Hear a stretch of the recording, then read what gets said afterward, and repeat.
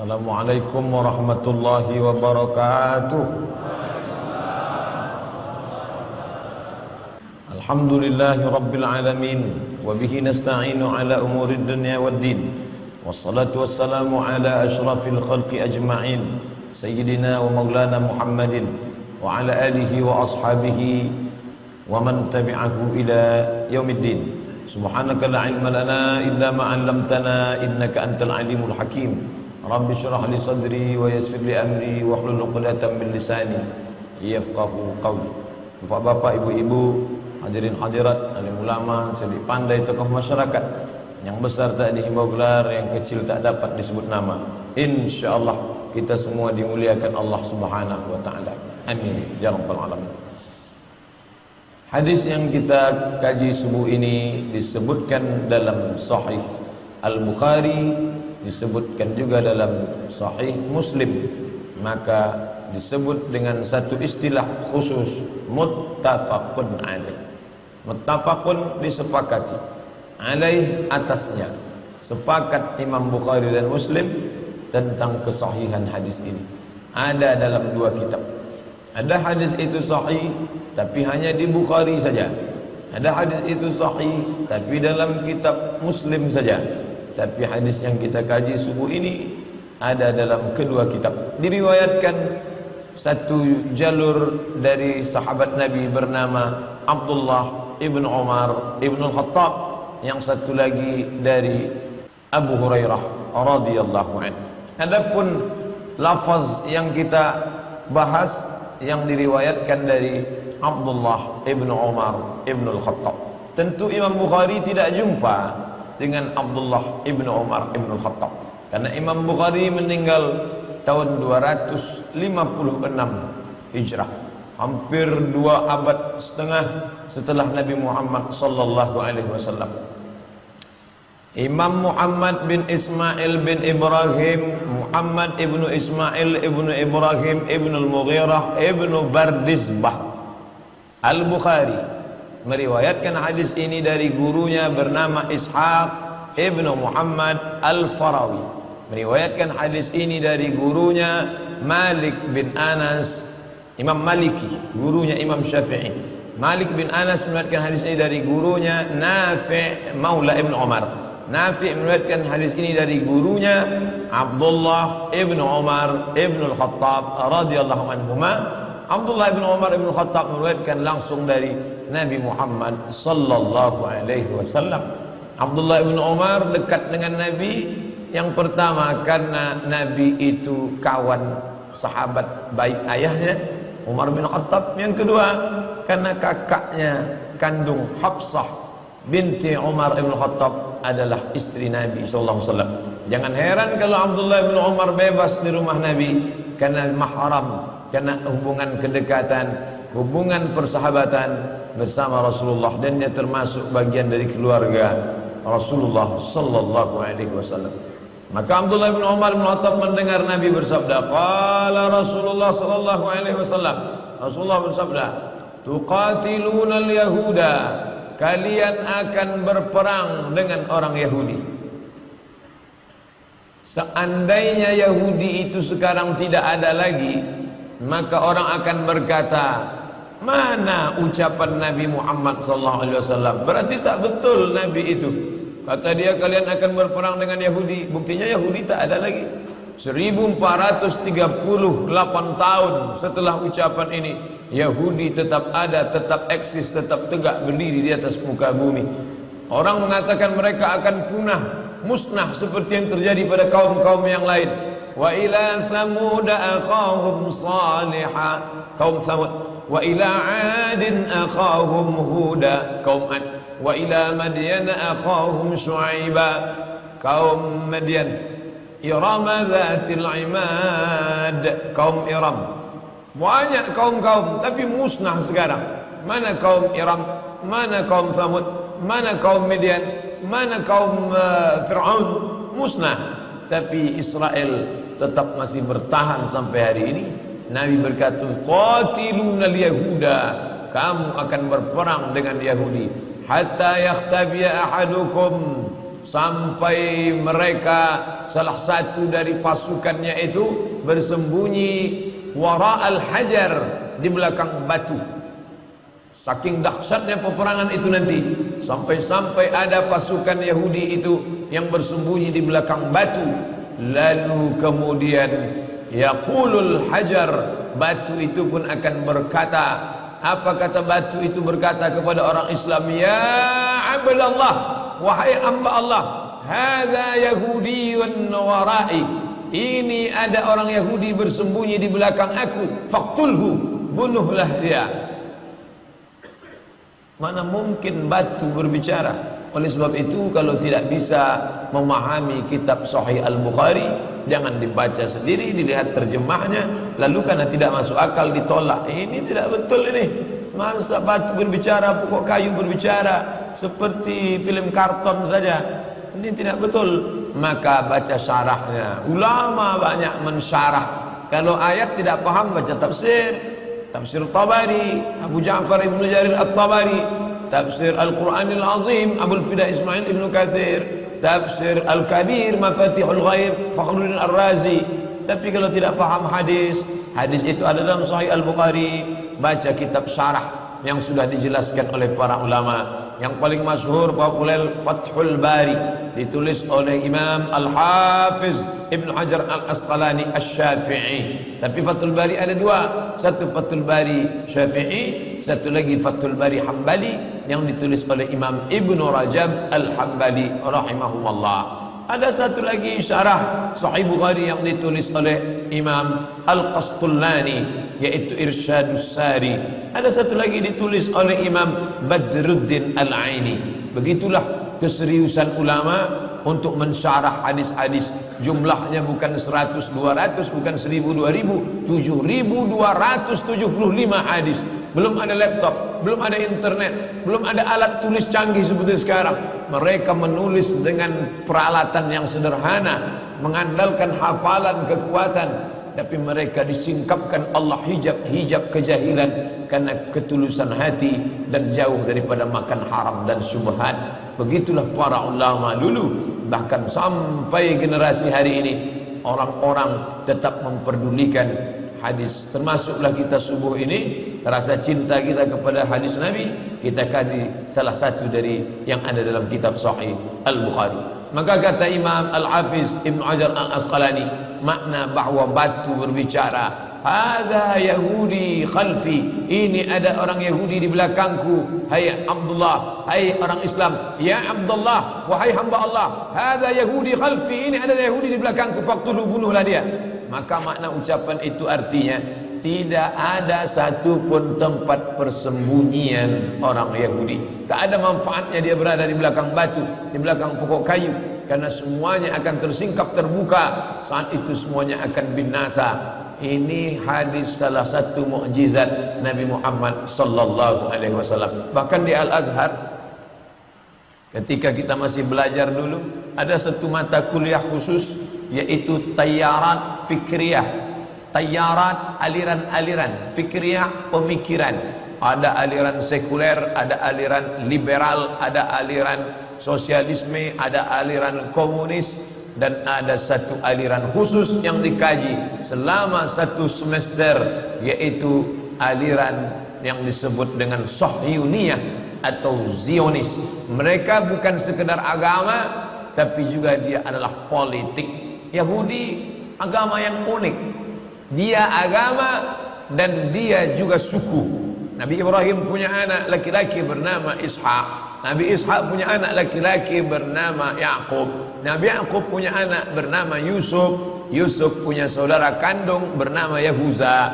Cucu cicit keturunan Yahuza inilah Yahudi yang disebutkan dalam hadis ini. Lalu kemudian cucu cicitnya ini berkembang biak sampailah hari ini, dan mereka menjadi satu suku besar, dan mereka tidak ada Yahudisasi. Kalau Kristen ada Kristenisasi, yang non Kristen diajak masuk ke dalam agama Kristen. Tapi Yahudisasi tidak terjadi, karena Yahudi tidak menerima orang selain Yahudi. Andai bapaknya Yahudi pun akan dilihat maknya Yahudi atau tidak. Maka ketika negara Israel terbentuk, orang-orang Yahudi dari seluruh dunia pulang kembali, yang mereka sebut sebagai Ardul Mi'ad, tanah yang dijanjikan oleh Tuhan. Lalu kemudian mereka periksa satu persatu, berapa banyak Yahudi menikah dengan orang Rusia, berapa banyak Yahudi menikah dengan orang Eropa, maka anaknya tidak diakui karena ibunya bukan Yahudi. Dan ada satu lagi Yahudi di Afrika, ramai-ramai Yahudi Afrika datang, ini pun tidak diakui karena Yahudi putih, tiba-tiba ada Yahudi hitam. Tapi yang dimuliakan Allah Subhanahu wa ta'ala.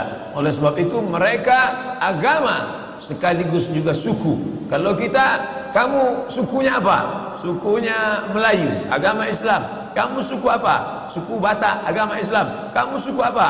Suku Minangkabau, agama Islam.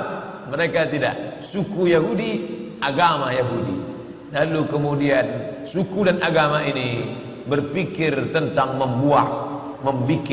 menciptakan sebuah negara. Itu berasal dari pikiran Theodor Herzl. Theodor Herzl, seorang wartawan Yahudi, berpikir ketika dia melihat ada negara besar, negara itu bernama Serbia, yang pernah membantai umat Islam di Bosnia atas nama Slobodan Milosevic, negara Eropa, negara Rusia yang besar waktu itu bernama Serbia. Maka Theodor Herzl berpikir, kalau Serbia punya negara, mengapa kita orang Yahudi tidak punya negara? Maka dia kumpulkan orang-orang Yahudi dari seluruh dunia, maka mereka pun berkumpul. Inilah cikal bakal Zionis yang ingin mendirikan sebuah negara. Akhirnya tahun 1946 mereka pun berhasil mendapatkan tanah Palestina. Sebelumnya utusan Theodor Herzl datang menghadap Sultan Abdul Hamid di Turki. Sultan Abdul Hamid, ini ada beribu-ribu keping uang emas, terimalah, kami ingin membeli tanah Palestina. Sultan Abdul Hamid menolak emas-emas itu. Dia katakan Palestina direbut dengan tetesan darah para syuhada. Mereka mati karena Allah Subhanahu wa ta'ala. Aku tidak akan menjual sejengkal pun tanah Palestina kepada kalian. Sakit hati mereka, sampai akhirnya Turki Utsmani ditumbangkan tahun 1924. Berakhirlah khilafah Islamiyah. Maka dengan itu muluslah perjalanan Yahudi. 1924 Turki Utsmani tumbang. 1946 umat Islam terpecah-pecah. Belanda menjajah Indonesia, Inggris menjajah Malaysia, Brunei Darussalam, Singapura, Prancis menjajah Mesir, Libya, Tunisia, Aljazair, lalu kemudian Itali menjajah Libya. Mereka bagi-bagi negeri Islam seperti roti yang dipecah-pecah, persis seperti yang dikatakan Nabi SAW. Kalian nanti di akhir zaman akan diperebutkan, ditarik, menarik, satu menarik kepalanya seperti makanan ala qas'atiha, akalatun, makanan ala qas'atiha, di atas piring yang besar. Ada yang menarik kakinya, ada yang menarik kepalanya. Aqillatun nahnu yawma idzin ya Rasulullah. Mereka merebut kami. Apakah kami waktu itu sedikit ya Rasulullah? Kata Nabi, tidak. Bal antum katsirun. Kalian ramai, kalian banyak. Lakinnakum ghusaun ka ghusais sail. Tapi kalian seperti buih di tengah lautan, dipukul ombak, dihempas gelombang. Kalian tak punya kepemimpinan karena Turki Utsmani sudah tumbang, tak lagi punya panutan. Apa yang dikatakan itu terwujud 1946. Maka kebetulan Palestina dipegang oleh Inggris. Inggrislah yang memikul dosa terbesar. Bagaimana Palestina bisa jatuh ke tangan Israel, laknatullah alaihim. Lalu kemudian Palestina bulat-bulat diserahkan oleh Inggris. Ini bumi Palestina diberikannya kepada orang-orang Yahudi. Sejak 1946 seluruh Yahudi dunia, Yahudi Rusia, Yahudi Eropa, Yahudi Amerika, Yahudi yang ada di Arab, mereka kembali beramai-ramai ke tanah Palestina. Dan sekarang semua Yahudi yang sudah pulang lebih kurang 5 juta orang. Penduduk Riau 6,5 juta. Yahudi hanya 5 juta saja. Tapi mereka menguasai ekonomi, perfilman, hiburan. Anak-anak kita menonton film karton, sinetron, horor, film perang. Siapa yang memproduksinya? Warner Bros. Warner Bros Yahudi, Steven Spielberg Yahudi yang mengobok-obok ekonomi umat Islam. Ketika dia lihat ini perlu dihancurkan, ini perlu diangkat, ini perlu dijempaskan, ini perlu. Siapa lagi kalau bukan George Soros pun Yahudi. Maka semua presiden-presiden Amerika itu akan naik atas lobby-lobby Yahudi. Syekh Dr. Ali Jarisah, dosen Universitas Madinah Islamiyah, Al-Jami'ah Al-Islamiyah bil Madinah Al-Munawwarah, Universitas Islam Madinah, tahun 70-an sudah menulis dalam bukunya bahwa pegawai-pegawai yang ada di PBB, United Nations, Al-Ummamul Muttahidah, itu sebagian besarnya adalah Yahudi. Oleh sebab itu ketika umat Islam yang tertindas, mereka diam seakan-akan tak terjadi apa-apa. Tapi kalau kaum minoritas lain yang tertindas, mereka menyuarakan harus merdeka, harus bebas dari penjajahan, harus dilepaskan. Tapi kalau umat Islam, mereka diam, mereka sepi daripada komentar. Kenapa? Karena tidak ada kepentingan di dalamnya. Apa itu yang dimuliakan Allah Subhanahu wa taala? Seorang warga negara Perancis, alirannya sosialis komunis, tapi kemudian Allah lembutkan hatinya, maka dia masuk Islam. Dan dia inilah yang mengungkapkan, menuliskan bahwa Zionis menguasai Palestina, tidak hanya Palestina, tapi dia ingin menguasai dunia atas nama yang disebut dengan kembali kepada kekerajaan Daud. Daud yang kita yakini bukanlah seperti yang mereka katakan.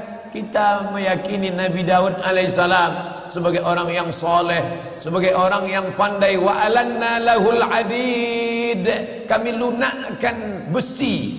Maka Nabi Daud alaihissalam mengambil besi, lunak besi itu di tangan Nabi Daud alaihissalam, lalu dibentuknya menjadi baju besi. Baju besi itu dijualnya, lalu hasil dari menjual baju besi itulah Nabi Daud hidup. Nabi Daud adalah orang yang zuhud, walaupun dia seorang raja di raja.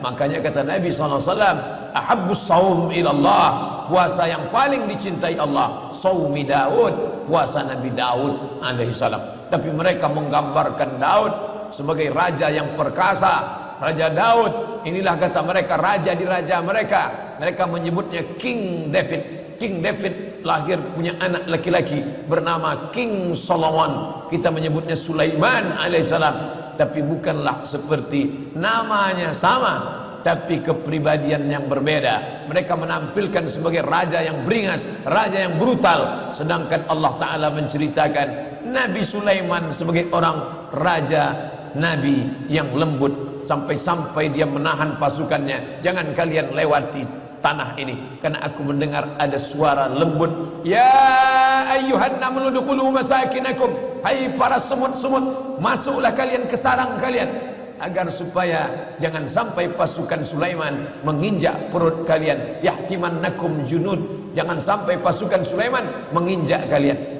Fatabassama dhahika, Nabi Sulaiman tersenyum. Begitulah hebatnya kekuasaan Sulaiman, begitulah hebatnya ilmu Nabi Sulaiman. Sampai-sampai semut pun tak ada yang terinjak, tak ada perut semut yang pecah.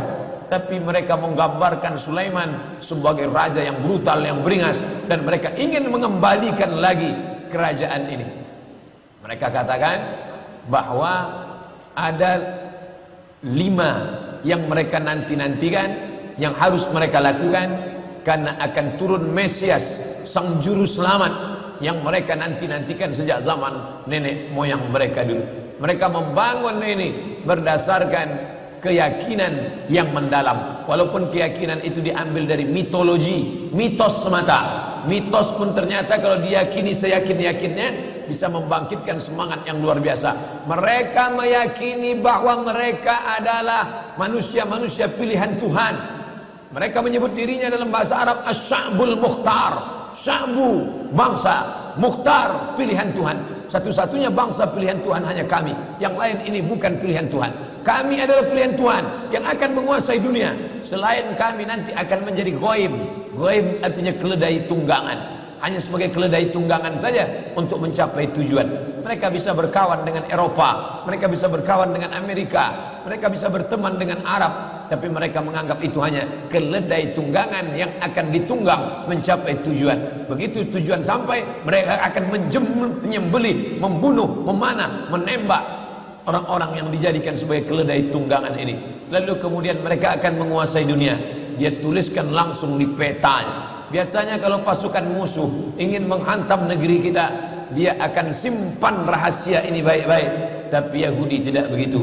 Dia langsung tuliskan di benderanya. Perhatikan bendera Yahudi, kain berwarna putih, ada garis biru di atas, satu garis biru lurus di bawah, dengan bintang segi 6 di tengah.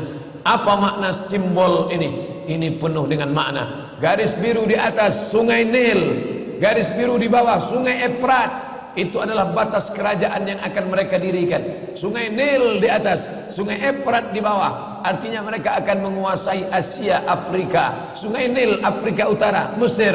Sungai Efrat Asia, Irak. Mereka akan membuat negara Greater Israelian yang disebut dengan Israel Raya, Israel Agung, yang batasnya dari dua sungai, sungai Nil dan sungai Efrat. Oleh sebab itu jangan heran ketika kedutaan Yahudi, kedutaan Israel ingin dibuka di Kairo, dia tidak mau membuat kedutaan Israel di dalam bagian sungai Nil, tapi dia ingin buat di luar.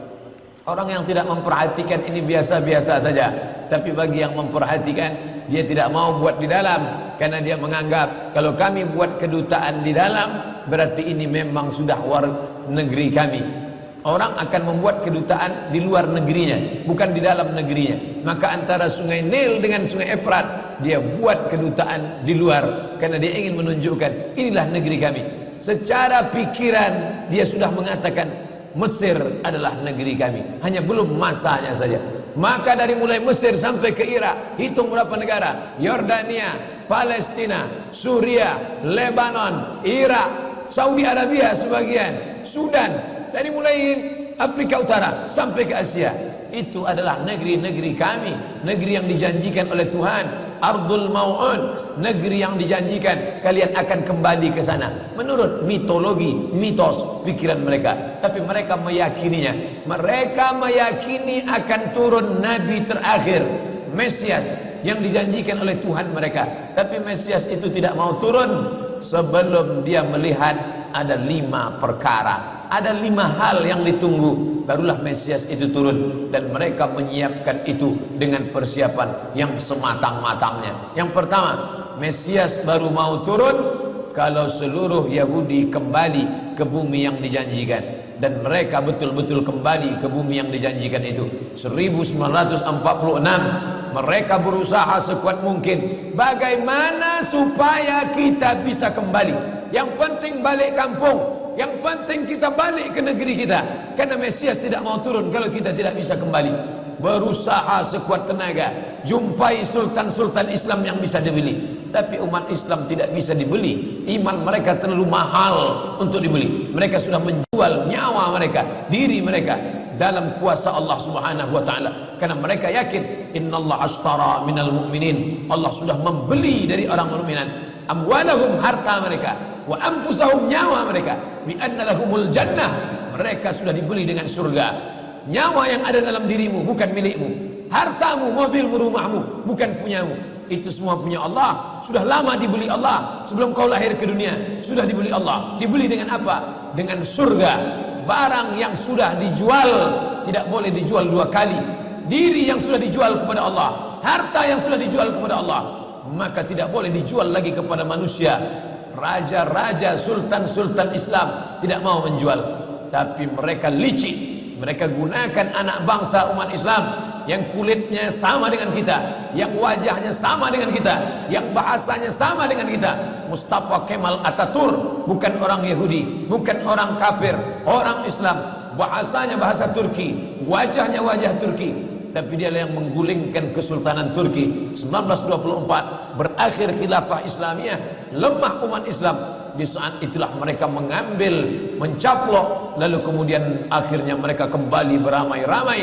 Mengapa mereka kembali ke tanah yang tandus ini? Bukankah mereka sudah hidup nyaman, enak di Eropa, Inggris, Perancis, Belanda, Jerman? Hampir di setiap negeri ini ada Yahudi. Kenapa mereka mesti kembali? Karena mereka meyakini ini adalah tanah yang dijanjikan oleh Tuhan. Mereka menyebut nenek moyang mereka itu Israel. Isra artinya hamba, El Tuhan. Israel hamba Tuhan, hamba pilihan Tuhan. Tapi Israel punya makna lain. Isra musari el lillah. Israel musari lillah, orang yang pernah bergulat dengan Tuhan. Kata mereka, nenek moyang kami itu hebat. Kita mengatakan nenek moyang orang Melayu hebat, nenek moyang orang Makassar hebat, bisa mengendarai samudra yang luas, bisa diseberanginya dengan perahu pinisi. Nenek moyang orang Minangkabau hebat, kami para perantau hanya sebatas itu saja. Mereka di atas itu lagi, nenek moyang kami hebat. Apa hebatnya? Pernah bergulat dengan Tuhan dan Tuhan kalah. Tuhan kalah ketika bergulat dengan nenek moyang kami. Dan akhirnya ketika Tuhan kalah, lalu Tuhan pun memberikan hadiah. Hai Israel, aku kalah bergulat dengan engkau, maka sebagai kompensasinya aku berikan kepada engkau inilah tanah. Itulah dia tanah Palestina. Dan mereka meyakini itu setengah mati. Ustadz ngomong begini sumbernya dari mana?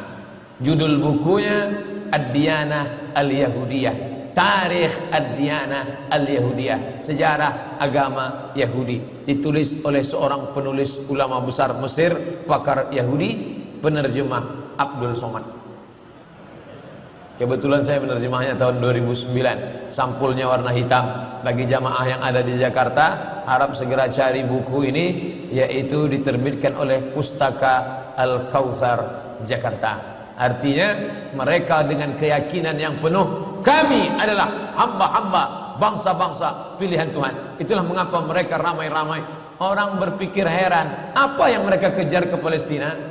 Andai ada orang ingin merebut Irak, masuk akal. Merebut Irak karena banyak sumur-sumur minyak. Andai ada mau ekspansi ke Kuwait, masuk akal, karena sumur minyak di Kuwait banyak. Kenapa kembali ke Palestina? Ada apa? Tanah yang tandus, tanah yang kering kerontang. Mereka ingin membuat sebuah negara dengan keyakinan akan turun Mesias, sang juru selamat yang dijanjikan oleh Tuhan, dengan syarat orang-orang Yahudi mesti kembali ke negeri yang dijanjikan Tuhan. Yang kedua, Mesias sedang menunggu. Mesias melihat ke bawah.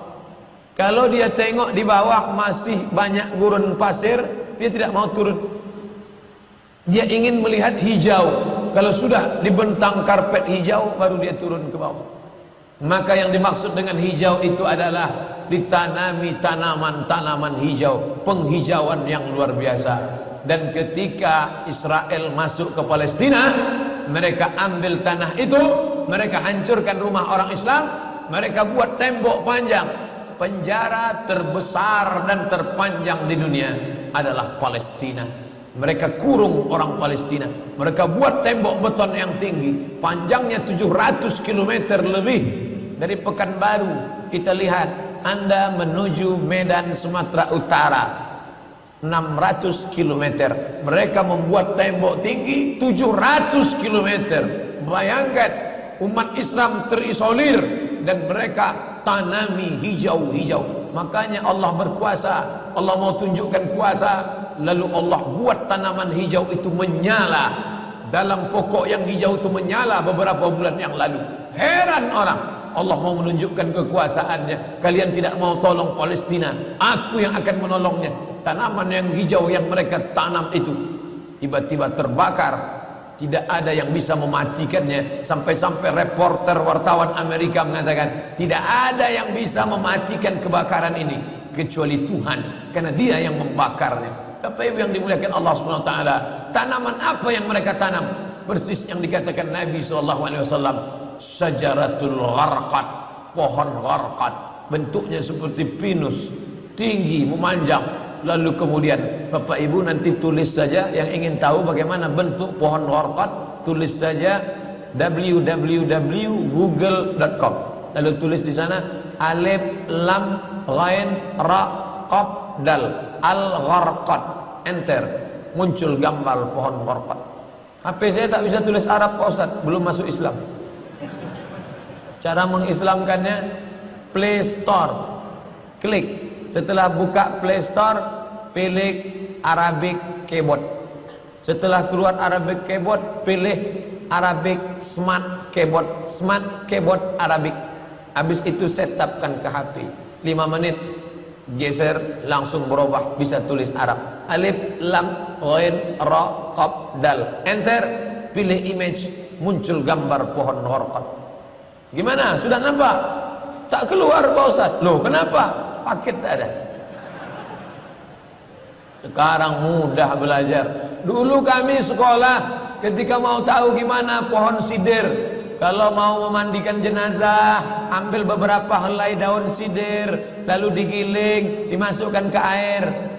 Gimana pohon sidir Ustaz? Pohon sidir kata Ustaz. Sekarang mudah saja, tinggal tulis sin dal ra, sidir, enter. Pohon bidara kata kita, enter image, nampak. Oh, ini gambarnya. Teknologi canggih memudahkan kita. Pohon gharqad kata Nabi, kalau bersembunyi dia di belakang pokok kayu akan berkata, ini Yahudi di belakangku, bunuhlah. Kalau bersembunyi dia di belakang batu akan berkata, ini ada Yahudi, bunuhlah. Tapi kata Nabi, ada satu pohon yang tidak mau menunjukkan dia. Ini pohon mereka kata Nabi. Apa itu? Syajaratul gharqad, pohon gharqad. Subhanallah, Masya Allah. Apa yang dikatakan Nabi dulu terwujud sekarang. Mereka tanam pohon gharqad ini sebanyak-banyaknya. Ketika saya sampai ke Rafah, Mesir, Palestina, sampai perbatasan Mesir Palestina, ada satu kota bernama Rafah. Rafah dibagi dua, Rafah Palestina, Rafah Mesir. Di tengah kota Rafah, di batas perbatasan, kawat duri panjang yang dipasang dengan voltase listrik bertegangan tinggi. Siapa saja yang menyentuhnya akan terbakar mati. Tak ada orang berani mendekat. Tapi kawat-kawat duri itu kita bisa melihat rumah-rumah saudara kita di Palestina dan nampak hijau. Lalu gaib penunjuk bertanya ke kami, coba tengok pohon yang hijau itu. Pohon apa itu? Pohon apa ya? Itulah pohon gharqad yang dikatakan Nabi SAW. Mereka tanam sebanyak-banyaknya karena mereka meyakini bahwa Mesias akan mau turun kalau sudah dia tengok hijau. Seperti kita kalau pesawat mau mendarat di airport Sultan Syarif Qasim II airport, Anda akan, ladies and gentlemen, all our passenger, para penumpang pesawat airlines, kita akan mendarat. Begitu kita melihat riau hijau, tapi hijaunya bukan pohon warqad, pohon gotah sama pohon sawit.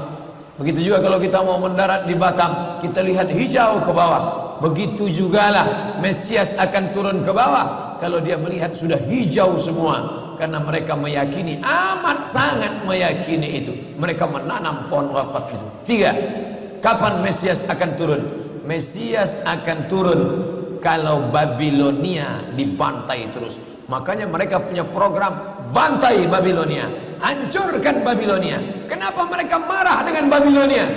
Karena Raja Babilonia pernah menghancurkan kekuasaan mereka. Raja Babilonia yang mereka maksud adalah Nebukadnezar. Nebukadnezar Raja Babilonia menghancurkan kerajaan nenek moyang mereka. Mereka punya dendam kesumat yang luar biasa. Salah satu sifat Yahudi, dendam kesumat yang tak pernah mati. Walaupun sudah terjadi ratusan tahun, ribuan tahun lalu, tetap anak cucunya sekarang dendam. Hantam Babilonia, hantam Babilonia. Karena Babilonia negerinya Nebukadnezar, anak cucunya mesti dihancurkan. Mana Babilonia itu? Babilonia adalah Irak. Makanya setiap naik presiden Amerika yang didukung oleh Yahudi, mereka akan membantai Babilonia, Irak. George Bush naik, apa yang dilakukan George Bush? Membantai Irak. George Bush Junior, anak George Bush naik, apa yang dilakukan George Bush Junior? Membantai Irak. Naik Obama, apa yang dilakukan Obama? Membantai Irak. Kenapa yang sekarang ini, siapa namanya? Donald Trump. Payah ngingat nama orang kafir. Kenapa Donald Trump tak membantai Irak? Karena Irak sudah hancur babak belur, tak perlu lagi dibantai. Sumur-sumur minyaknya sudah punya kita. Negeri itu sudah menjadi negeri boneka, hancur lebur. Saddam Hussein barulah orang paham. Dulu kita terikut-ikut dengan kata-kata mereka di Reuter. Saddam Hussein raja yang zalim, Saddam Hussein orang yang jahat, Saddam Hussein. Tapi begitu Saddam Hussein digantung, apa kata dia di tiang gantungan? Allahu Akbar, patah lehernya, mati Saddam Hussein, meninggal dunia. Sekarang orang baru sadar, ternyata Saddam Hussein menyelamatkan negeri itu daripada orang-orang yang jahat. Sekarang apa yang terjadi? Saudara kita yang beberapa bulan bersama kita di Masjid Raya Senapelan, kalau Bapak ingat, ayahnya, anaknya, ibunya, adik-adiknya tak sanggup lagi tinggal di Baghdad. Kenapa? Kami dibantai oleh Syiah, kami dibantai oleh Amerika, kami sampai lari mendapatkan suaka politik. Sampai hari ini masih ada sebagiannya tinggal yang Sunni, yang Syiah dengan berbagai macamnya. Apa maknanya? Mereka membantai Babilonia. Lalu orang mengatakan ini kan ekspansi politik, ini kan karena sumur minyak. Ada betulnya, tapi lebih daripada itu adalah mereka memiliki keyakinan yang luar biasa bahwa Mesias akan datang kalau Babilonia dihancurkan. Ustadz baca analisa ini dari mana? Kami belajar buku ini 6 bulan di Al-Azhar, 1 mata kuliah, dan saya paling suka mata kuliah ini karena mengaitkan antara ayat Al-Quran dengan hadis Nabi. Kalau kita suka mata kuliah itu, kita ingat isinya, kita ingat orang yang mengajarnya. Saya masuk Al-Azhar 1998, hari ini 2017, 19 tahun yang lalu. Kalau saya pejamkan mata saya, masih ingat saya Syekh Dr. Fargallah yang mengajarkan mata kuliah ini. Dengan semangat dulu dia di lokal mengatakan, anak-anakku sekalian, beginilah mereka akan menguasai umat Islam, negeri Palestina. Semangat Syekh Fargallah. Saya tak tahu apakah dia masih ada atau tidak, tapi pahala akan tetap mengalir baik beliau hidup maupun sudah meninggal dunia. Kenapa? Saya sampaikan kepada Bapak Ibu sampaikan kepada anak menantu, sahabat, kerabat, tetangga, mengerti keadaan kita zaman sekarang. Jangan sampai dikatakan Palestina bukan urusan kita. Ini kan masalah politik. Indonesia ya Indonesia, Palestina ya Palestina. Antum tidak mengerti masalah dunia. Palestina adalah masalah umat Islam. Subhanalladzi asra bi'abdihi, maha suci Allah yang sudah memperjalankan hambanya minal masjidil haram, dari masjidil haram ilal masjidil aqsa, masjidil aqsa, masjidil aqsa Palestina. Kita yang tertulis dalam kitab suci kita bahwa kita punya ikatan emosional, kenapa kita tidak yakin itu? Yahudi ajarannya dibuat-buat, ajarannya mitos, tapi mereka punya keyakinan yang luar biasa. Mereka rebut negeri itu, mereka kuasai, mereka hancurkan negeri musuh. Atas dasar apa? Keyakinan bahwa Mesias akan datang. Yang kelima, apa yang mereka lakukan untuk Palestina? Mereka meyakini ada Temple of King Solomon, tempel, kuil King Solomon, Raja Sulaiman. Datang pula orang Indonesia latah, dikatakannya Sulaiman ini kerajaannya bukan di Palestina, di Yogyakarta, Sleman. Kata dia, King Solomon itu punya tempel kuil, dan Temple of King Solomon letaknya pas di bawah Al-Masjidil Aqsa. Apa maknanya? Mereka mengeruk setiap hari bulldozer, traktor, ekskavator, terus mengeruk keliling Masjidil Aqsa. Mereka ingin meruntuhkan Masjidil Aqsa. Tulis Temple of King Solomon, enter, pilih image, tampak gambar, replika. Inilah kerajaan Sulaiman yang ada di bawah Masjidil Aqsa. Akan mereka naikkan. Mereka sudah bangunkan rumah kecil replikanya, seperti orang Riau membuat rumah replika, rumah Melayu Kampar, rumah Melayu Siak, rumah Melayu Bengkalis. Di mana rumah itu? Di Purna MTQ. Anak-anak kita kalau mau tahu bagaimana rumah Melayu Kampar, bagaimana rumah Melayu Siak, bagaimana rumah Melayu Pelalawan, pergi ke sana. Sebagiannya ada, sebagian tak ada, entah kemana perginya. Tapi mereka membuatkan itu. Inilah dia replika kerajaan Temple of King Solomon. Artinya apa? Mereka ingin menghancurkan Al-Masjidil Aqsa berkeping, sampai akhirnya disitulah nanti kemarahan umat Islam. Entah marah entah tidak, melihat gayanya tak marah. Oh, kalian hancur-hancurkanlah. Banyak lagi urusan kami sibuk dengan ini. Tapi akan ada hamba-hamba Allah. La tazulu fi ummati ta'ifatun min ummati. Akan tetap ada sekelompok umatku yang memperjuangkan agamaku, kata Allah Subhanahu wa ta'ala. Yang terakhir, yang kelima, akan turun Mesias. Kapan itu terjadi? Ketika terjadi perang besar. Sebetulnya dalam agama Islam sudah dituliskan yang dimaksud dengan Mesias itu siapa. Kata Imam Al-Hafiz Ibnu Hajar Al-Asqalani dalam Fathul Bari, yang dimaksud dengan yang dinanti-nanti mereka itu adalah Dajjal. Dajjal itulah sesungguhnya yang sedang mereka nanti. 70,000 Yahudi wara'ad Dajjal. Ada 70,000 Yahudi yang akan berada di belakang Dajjal ketika dia turun nanti. Makanya tiap hari, tiap petang kita berkata, Allahumma inni a'udzubika min adzabi jahannam wa min adzabil qabri wa min fitnatil mahya wal mamat wa min syarri fitnatil masihid Dajjal. Dajjal itulah yang sedang mereka tunggu. Dajjal itulah yang sedang mereka nanti-nantikan. Kita menantikan kedatangan, dia pun juga menantikan akan kedatangannya. Bedanya apa? Mereka meyakininya dengan semangat mereka luar biasa. Mereka bangkit. Umat Islam percaya. Padahal tiap hari dia katakan sebelum salam, Allahumma inni a'udzubika min adzabi jahannam wa min adzabil qabri wa min fitnatil mahya wal mamat wa min syarri fitnatil masihid dajjal. Tiap hari dikatakan, tiap hari diucapkan. Tapi dalam hati, betul tak Dajjal ini datang? Entah iya entah tidak. Mereka yakin Dajjal akan datang, tapi mereka katakan itulah pemimpin kami, itulah Tuhan kami, itu adalah jelmaan daripada Tuhan kami, itu yang ada yang menghancurkan dunia, dia akan menjadi panutan kami. Kita berkata itu musuh kami, tapi kita pun ragu entah musuh entah tidak. Oleh sebab itu kita minta ampun kepada Allah atas kurangnya iman kita. Subuh ini kita bangkitkan semangat kita, tapi yang datang kepada, kenapa Allah tidak menolong? Katanya Allah itu maha kuasa. Cukup dia teriakkan saja, malaikatnya satu berteriak, pecah gendang telinga orang Yahudi, mati. Cukup dia tiupkan angin sejuk, terhirup, mati. Kenapa tidak dia matikan saja Yahudi itu?